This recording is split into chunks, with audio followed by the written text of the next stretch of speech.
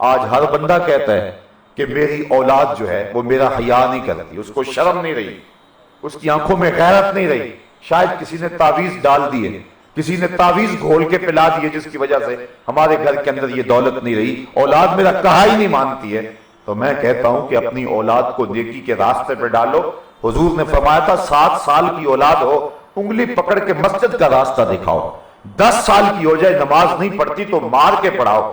علموا اولادکم 3 خصال، اپنی اولاد کو 3 چیزیں ضرور سکھاؤ، حب نبیکم وحب اہل بیتہ وتلاوت القرآن۔ ایک تو اپنے نبی کا پیار سکھاؤ، اور ایک اہل بیت رسول کا پیار سکھاؤ، اور تیسرا فرمایا قرآن کی تلاوت سکھا دو۔ جب تم اپنی اولاد کو یہ نور دو گے اور وہ نیکی کے راستے پہ چلے گی، کبھی شکایت نہیں ہو سکتی ماں باپ کو کہ میری اولاد میرا کہا نہیں مانتی۔ میں نے ایک شخص کو کہا جو اپنی اولاد کا رونا رو رہا تھا، میں نے کہا تو رسول اللہ کا کہا مانا تھا کہ آج تیری اولاد تیرا کہا مانے؟ حضور نے کہا تھا 7 سال کی ہو جائے تو انگلی پکڑ کے مسجد کا راستہ دکھانا۔ تو نے اپنی اولاد کو مسجد کا راستہ دکھایا تھا؟ تو نے اپنی اولاد کو نیکی کی ترغیب دی تھی؟ آج تو ماں باپ رکاوٹ بنتے ہیں نیکی کے راستے کے اندر۔ اگر کوئی بچہ دین کی راہ پہ چلنے لگ جائے، ماں باپ کہتے تو تو مسیطڑی ہو گیا۔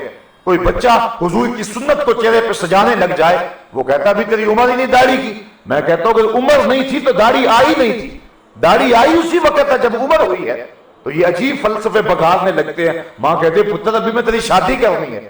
تو یہ عجیب ہم خود روکتے ہیں، اور پھر کچھ ہم محنت کرتے ہیں، پھر کچھ معاشرہ کھینچ کے لے جاتا ہے، پھر وہی بچہ ماں باپ کے بھی پھر قابو میں نہیں آتا۔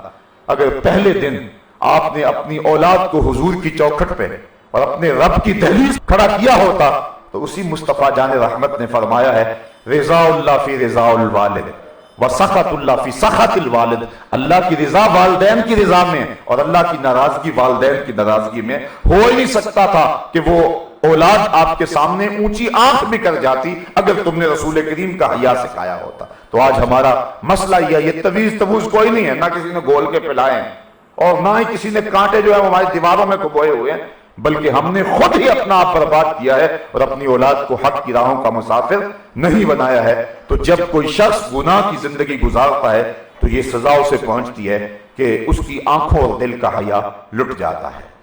مہربانی کر کے اس چینل کو سبسکرائب کریں اور زیادہ سے زیادہ اس ویڈیو کو شیئر اور لائک کریں۔